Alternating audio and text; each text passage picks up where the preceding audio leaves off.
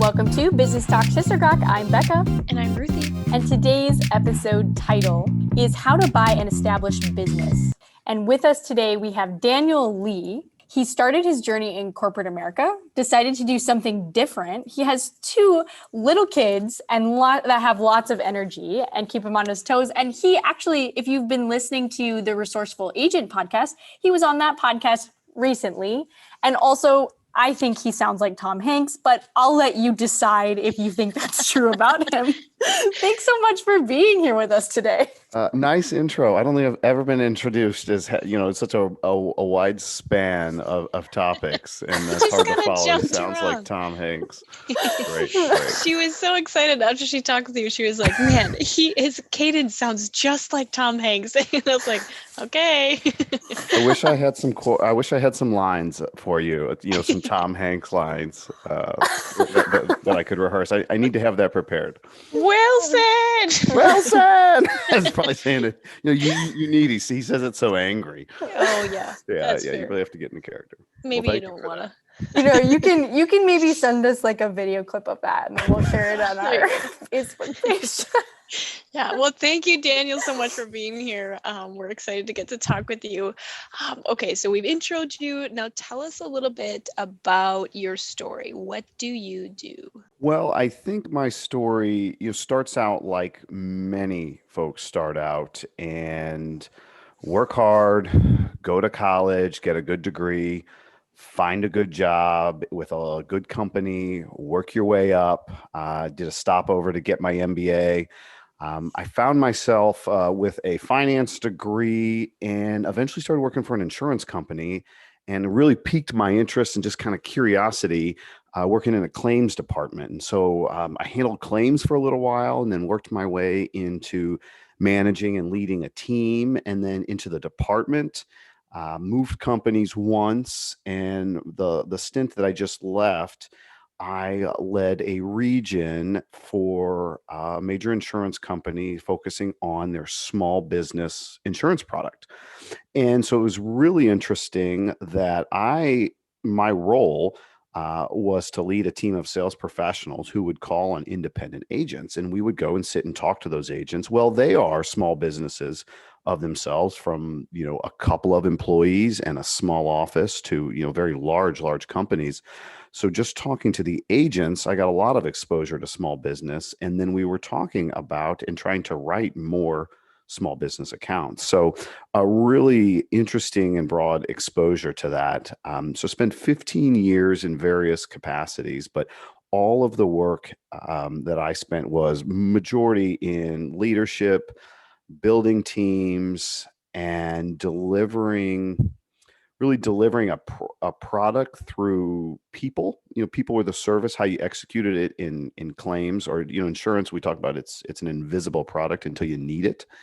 So just after I turned 40 last year, and I think that just had my curiosity piqued about what else is out there. And so I began a search to purchase a small business and completed that search. And so that's kind of my story. And so now I play general manager in my day job and the owner of a small window and door residential replacement company here in Kansas City. Wow. Okay. So that's a bit of a transition.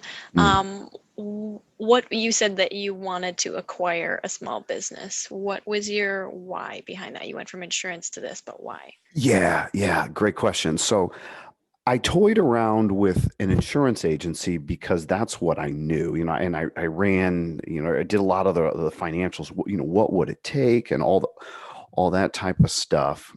And I eventually turned away from looking for an insurance agency because I thought there could be significant value taking what I had learned from either insurance operations, small business from an agency, and applying it to a different industry.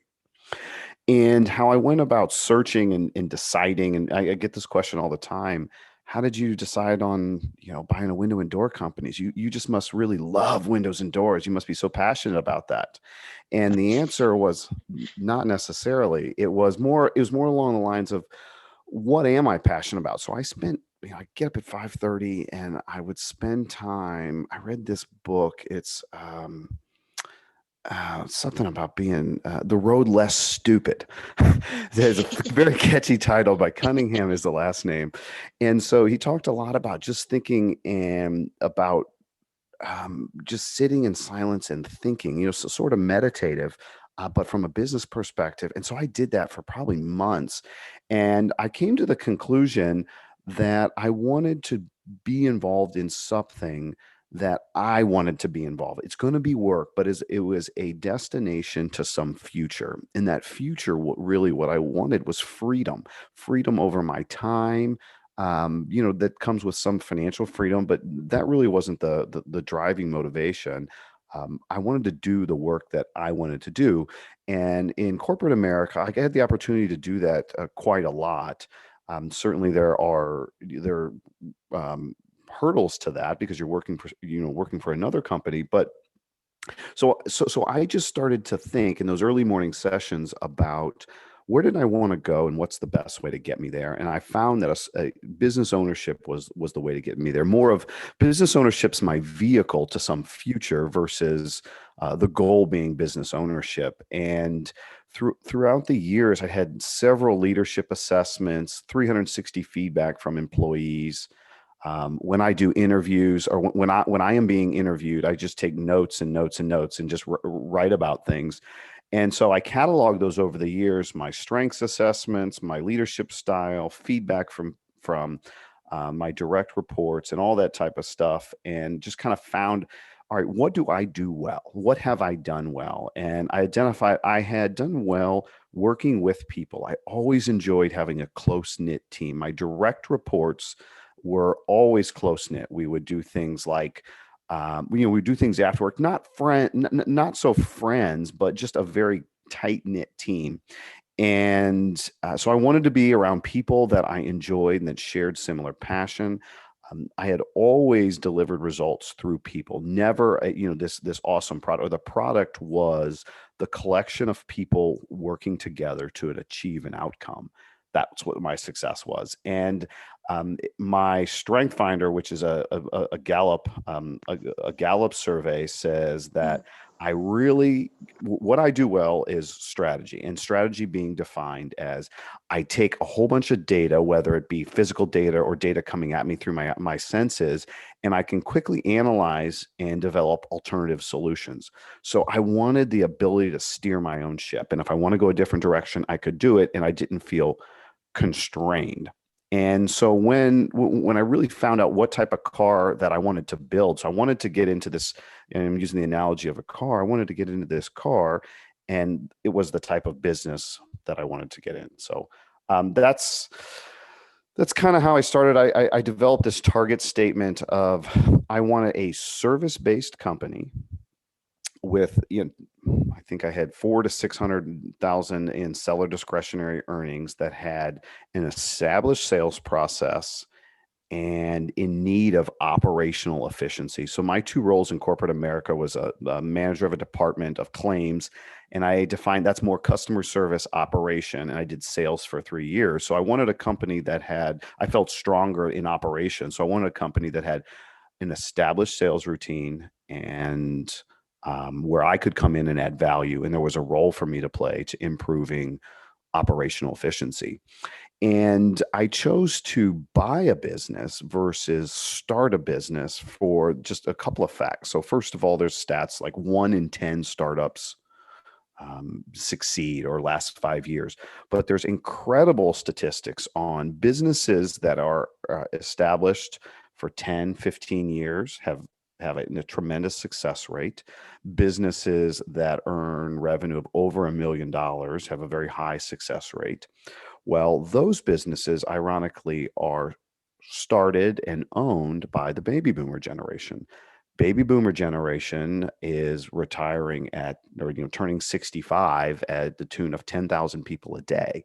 And so there was an opportunity of the folks in the country that own the businesses are at an age in which they're transitioning out. And I had learned from my insurance experience that many of either the businesses or the insurance agencies did not have great succession plans. So I really thought there was an opportunity to one, find an established business that had a perpetual stream of income and somebody was ready to move out. So Okay. that's how I got there. I mean, I could keep going and going and going, but I just feel like there's a producer over. There should be a producer in my ear saying, "Wind it up, wind it up." So, Yeah, well, we'll do 2 episodes and then people can get all the sure. information from you. But as you were talking, it said that you were strategic as one of your strength finders, and it just made me. I grabbed my little book and was looking at the at the description here, and as you were talking, I was like, "Yep, this is all him." And one of the things that it said is that the strategic theme enables you to sort through the clutter and find the best route, and that your theme at work is you're always asking what if, and then you select, and then you strike, and then I go. Yes, Yeah. the flip side of that, use your strength too much. You bring a hammer when you need a screwdriver. Is I have a difficulty. I'm impatient when others don't see the order through the chaos as fast as I do. So that's something I constantly work on, especially in a leadership position. I'd find myself sitting in a conference room with a bunch of other folks that were on the team, and as the leader, if I demonstrated that impatience, it shut everybody down. But what really made us great is when we had everybody's strength. So that was just something. While it is my strength, it was something that I always tried to be very cognizant of. I can't say I was amazing at it, but whether or not I was able to produce it or not, I was very aware of my impatience of that, which is just, anybody's weakness is their strengths overplayed. Okay, so let's get into the how a little bit more here. Okay. How did you prepare to purchase the business that you ended up buying?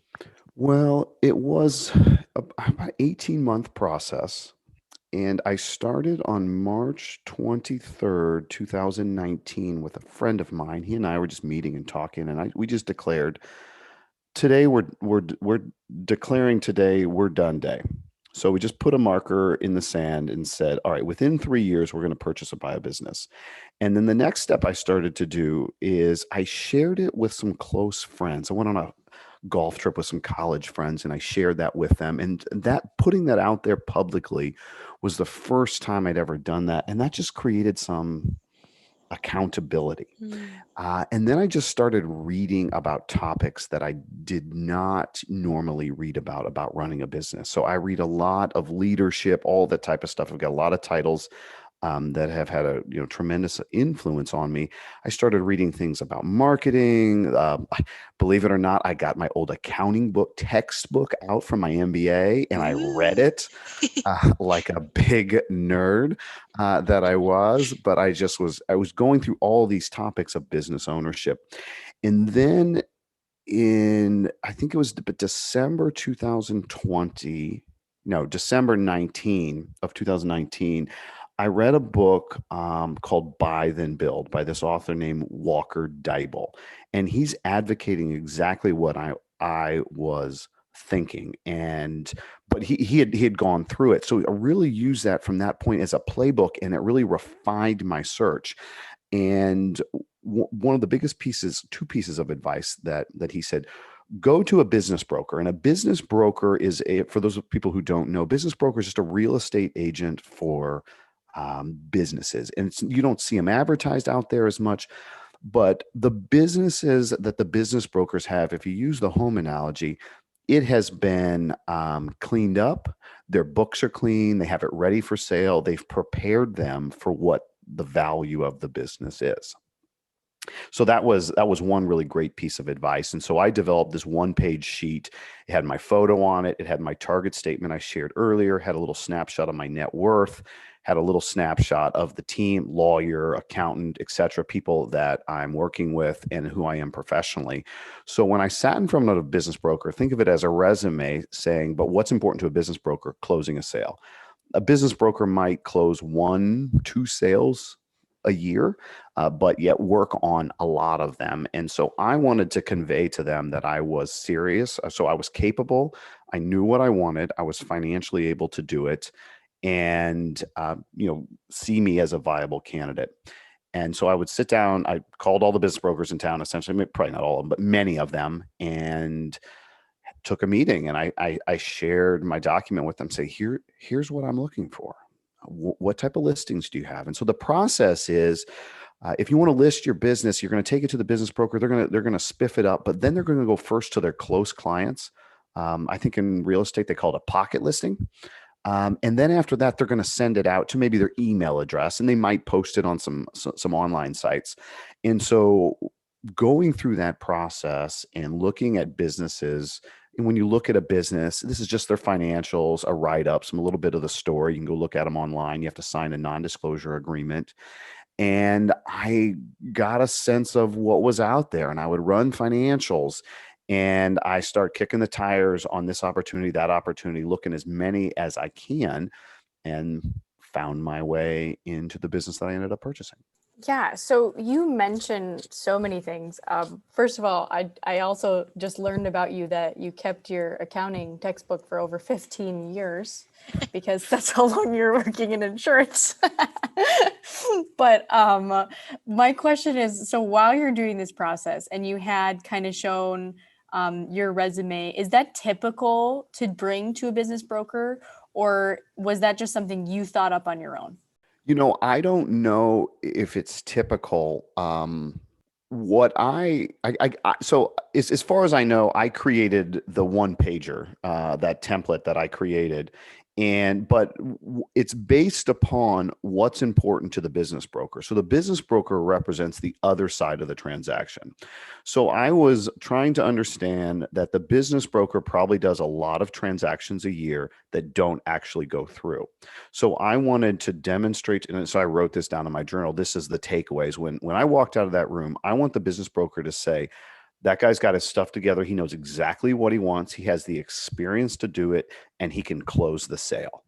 So like I put my credit score on there. I put, assets minus liabilities, and you could see my net worth. And I used an SBA loan to purchase it. So I've got good credit. You see, I could put a down payment. I could secure good terms with my credit score. So the business broker is thinking this. Now that's the same thing as you want with a resume, but the resume talks about your professional qualifications, and what the business broker would care about is more than your professional qualifications. And I bet there's a lot of folks that, just like any real estate agent, so a lot of tire kickers, fewer buyers.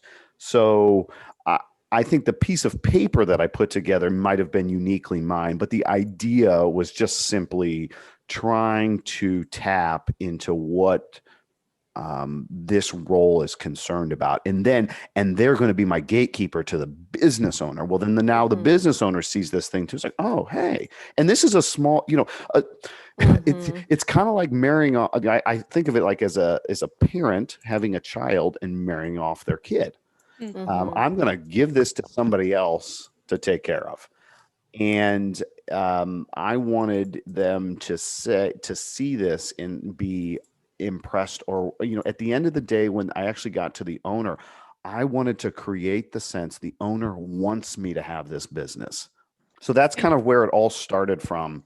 Okay. So you had this resume that you gave for people to vet you, and you said earlier that you kind of just like went to all the brokers in town, but how did you kind of decide which brokers that you wanted to work with? How did you vet them?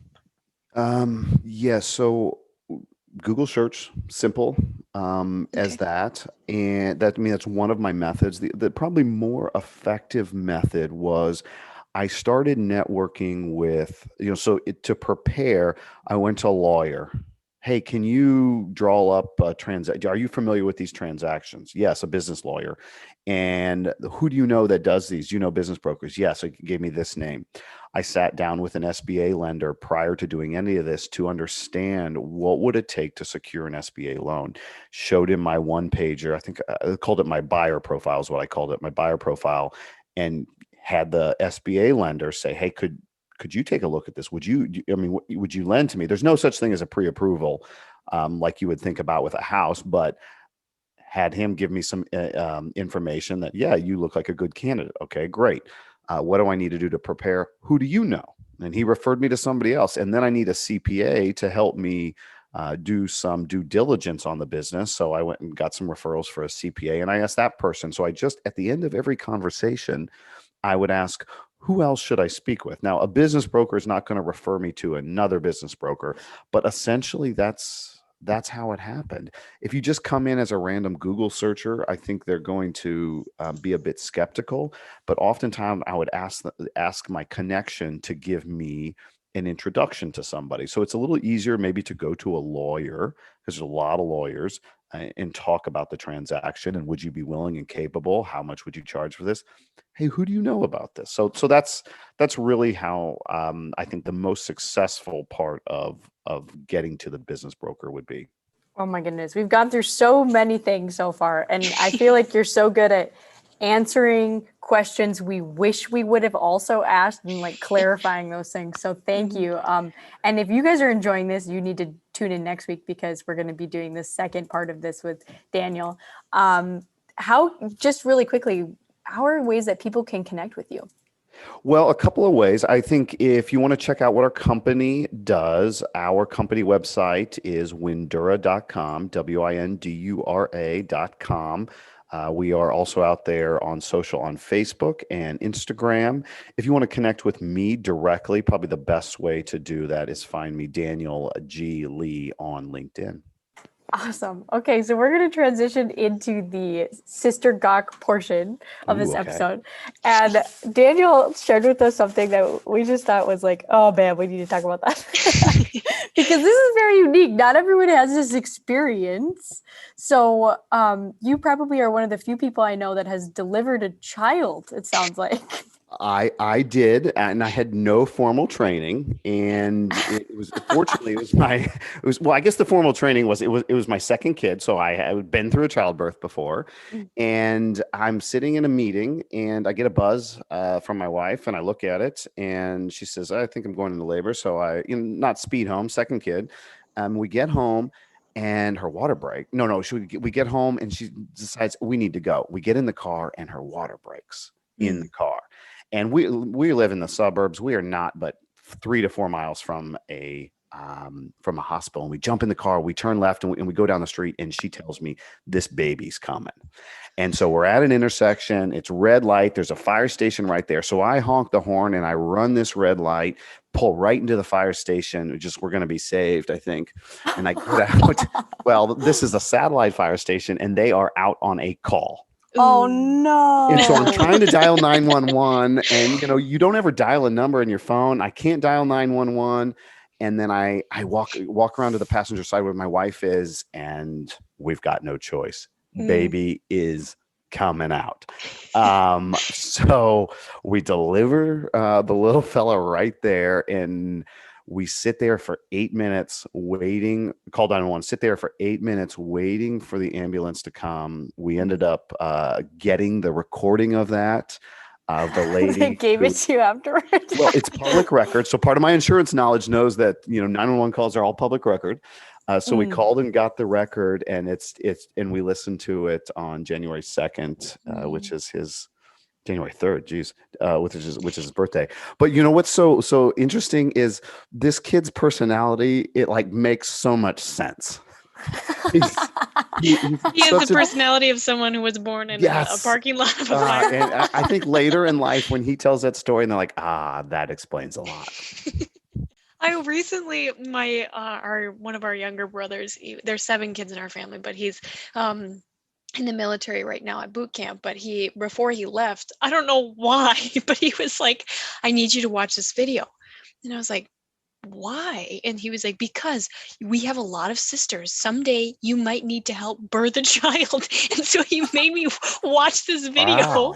on how to prepare for birthing a child. So I would not be much help, but I would at least have a video to pull up for reference. You are ready. I mean, you can YouTube anything these days. Yeah. there you Yeah. Well, you're not alone in that. This actually happened to my brother-in-law and sister-in-law like this last November or October. So, and we'll have to talk about that some other time, but thank you so much for being with us today. We really appreciated it. You are welcome. Thank you for having me. Yeah. And if you guys enjoyed this episode, you should stick around for next week's episode and also give us a review on Apple Podcasts. Have a great week.